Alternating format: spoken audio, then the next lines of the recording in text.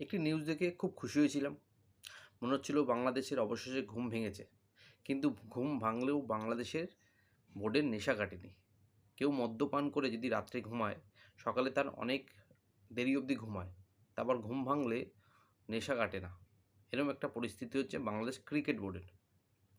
একটি নিউজ দেখছিলাম যেখানে বলা হচ্ছে বাংলাদেশ ক্রিকেট টিমটাকে পুনরায় নতুন করে সাজানো হবে, নতুন প্লেয়ারদের সুযোগ দেওয়া হবে, পুরনো প্লেয়ারদের কোনো সুযোগ নেই বা তাদের বসিয়ে দেওয়া হবে যদি ফর্ম না থাকে।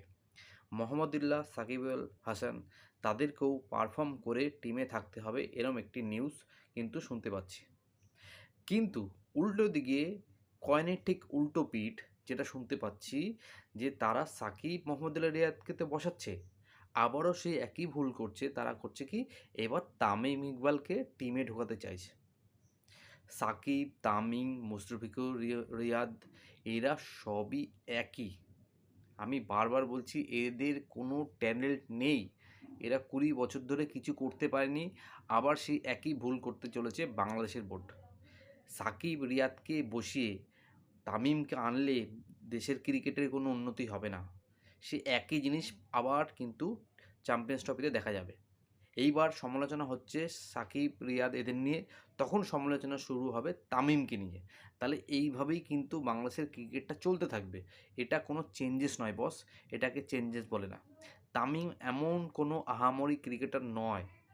তার স্ট্যাটস, সে বাংলাদেশের হয়তো বড় ওপেনার হতে পারে, কিন্তু অল ওভার ইন্টারন্যাশনাল ক্রিকেটে তার কিন্তু তেমন কিছু রেকর্ড নেই।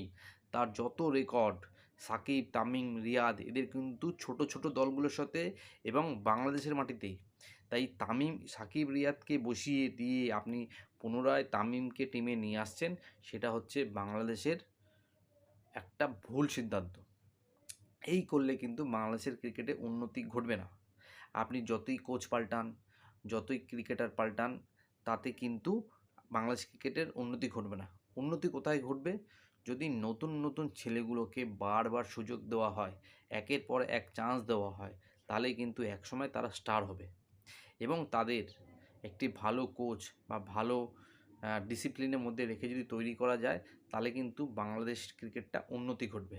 কিন্তু সাকিব, তামিম এদের যদি সুযোগ দিয়ে যান বছরের পর বছর, টিমের কিন্তু উন্নতি ঘটবে না। কেন? বাংলাদেশের বাচ্চারা বা বাংলাদেশের অল্প বয়সী ক্রিকেটাররা তামিম, রিয়াদ এদের দেখে বড় হয়েছে। এদের তারা স্টার মনে করে, ভাবে তামিম, সাকিব এদের মতন পারফরমেন্স করলেই আমি স্টার হয়ে যাব বা বড় ক্রিকেটার হব।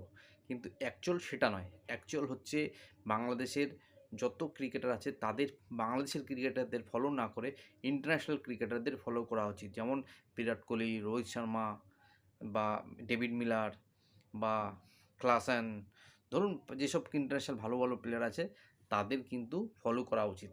তাহলে কিন্তু বাংলাদেশের ক্রিকেটের উন্নতি ঘটবে। বিসিবি যদি সাকিব রিয়াদকে বসানোর মতন সাহস করতে পারে, তাহলে কিন্তু একটা মেসেজ যাবে তাদের টিমের মধ্যে, যে সাকিব রিয়াদ যদি বাদ পড়তে পারে, আগামী দিনে কিন্তু কারো জায়গা ঠিক নয়, মানে কারো জায়গা স্থির নয়, যে কোনো প্লেয়ার কিন্তু টিম থেকে বাদ পড়তে পারে। তো তামিমকে যদি বাংলাদেশ এর বোর্ড আবার ফেরত নিয়ে আসে, তাহলে আবার সেই একই ভুল করবে। প্লিজ তামিমকে নিয়ে আসবেন না, নতুন ছেলেগুলোকে সুযোগ দিন। লিটন, সৌম্য তাও চলে, এরা যদি পারফরমেন্স না করে এদের খেলিয়ে যান, একসময় কিন্তু এরা তৈরি হবে। রিয়াদ, সাকিবদের চাপে কিন্তু এর পারফরমেন্স করতে পারেনি। এরা কিন্তু সুযোগ পেলে, বারবার সুযোগ পেলে আগামী দিনে দেখবেন ঠিক তৈরি হয়ে যাবে। সবচেয়ে বড় ব্যাপার হচ্ছে, যারা এই টিম সিলেকশনগুলো করছে, আমার মনে হয় সেইগুলোকে আগে বাদ দেওয়া উচিত। বোর্ডে যারা বসে আছে তাদের সিদ্ধান্ত সবসময় ভুল সিদ্ধান্ত নেওয়া হয়, তারা সবসময় ভুল সিদ্ধান্ত নেয়। এই বোর্ডের সবগুলোকে যদি তাড়ানো যায়, তাহলে মনে হয় সবথেকে ভালো হবে। আগে এই বোর্ডের কিছু লোক আছে যেগুলো হচ্ছে টিমটাকে নষ্ট করছে, সেগুলোকে তাড়ালে বাংলাদেশের টিমটা কোনো নতুন করে তৈরি হবে। তো সাকিব, রিয়াদ, তামিম এগুলোর বিসর্জন দেওয়ার সময় চলেছে, এগুলোকে বিসর্জন দিন, নতুন টিম সাজান। 2025 এখনও দেরি, অনেক মাস সময় আছে। নতুন করে নতুন ছেলেগুলোকে সুযোগ দিতে থাকুন, দেখবেন 25 সালে আপনাদের চ্যাম্পিয়ন্স ট্রফিতে ভালো রেজাল্ট আসবে। তো এই বলে আমার ভিডিও শেষ করলাম। যদি ভিডিও ভালো লাগে প্লিজ সাবস্ক্রাইব করে দেবেন। Tata, good night.